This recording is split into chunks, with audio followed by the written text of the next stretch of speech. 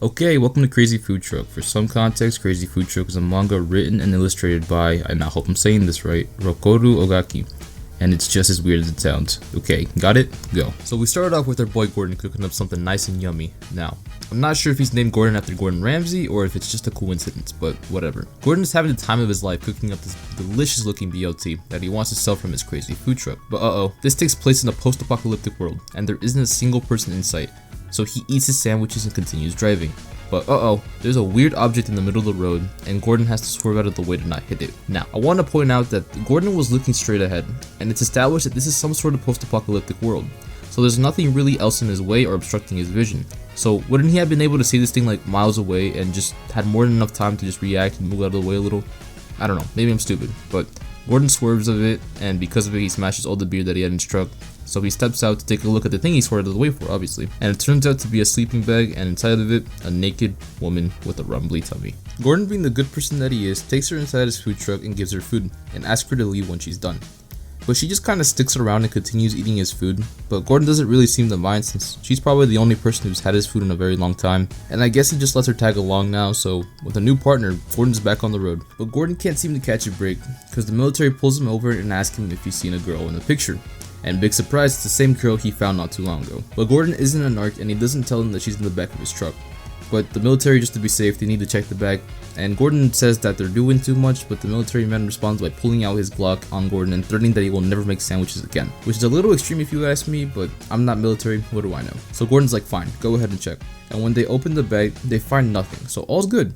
But when the military man goes to turn around, he sees a shadow of the girl behind him, and she's just standing on top of the truck all menacing and shit. She jumps down, takes down the first guard, and another guard goes to shoot her, but Gordon's a firm believer in the Second Amendment, so he shoots the second guard, he goes out, wrestles the third, and shoots the final guard. But the military guys somehow called for backup, because there's like 4 other cars approaching them now. So they get in the food truck and try to get away, but the military vehicles do catch up and sandwich Gordon's food truck. But it turns out that Gordon's food truck is no ordinary food truck, so he flips on a switch and turns on his nitro boost, and they get well ahead of the military.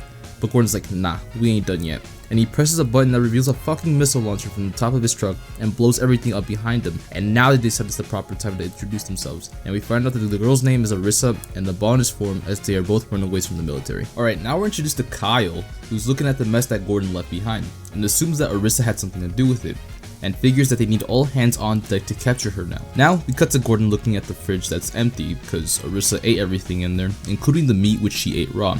And since there's no food, they have to go out and get some more. So they head out to this giant sand place where they go sand fishing, because that's a thing in this world. And Gordon catches this big squid, and now Arissa wants to try it, because if she wants to eat, she has to at least work for it. Gordon leaves her alone to get some oysters, and once he's back, he sees that she caught a squid just a little bigger than his, and the squid attacks Gordon, but Arissa puts it down humanely, so now they have enough food to feed themselves and customers. They head to this place called Blue Lake City where they decide to sell their food, but it's a ghost town. So Gordon sends Arissa with a megaphone to attract some people, which seems to work because a little boy comes out from the shadows interested, as well as a grandpa who tell Gordon and Arissa to leave before the trouble shows up. But ruh-roh, too late, as a biker gang who runs the place shows up and tells the grandpa to go back to work, and for some reason they kick the kid. Gordon and Arissa beat the shit out of these guys, and after all the commotion, the rest of the town comes out to see what's up, and we find out that the gang forces people to work in a beer factory.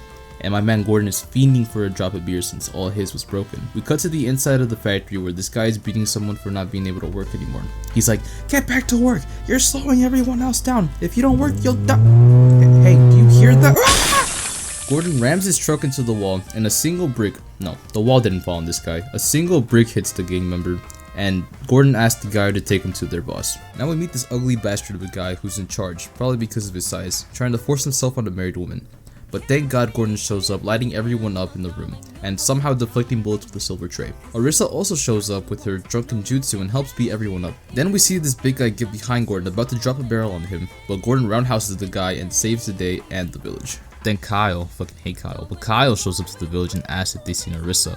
But obviously the people are grateful to their saviors and don't snitch them out. But unfortunately the big guy survived, and he described Gordon to the military. And he points out that Gordon had a black scorpion tattoo on his shoulder, which caused Kyle to hit the cliche anime villain pose thing. You know the one. And it seems like they have some kind of past with each other, or know each other in some way. But we cut back to Gordon and Arissa back on the road, and Arissa, being the hungry woman she is, wants more food.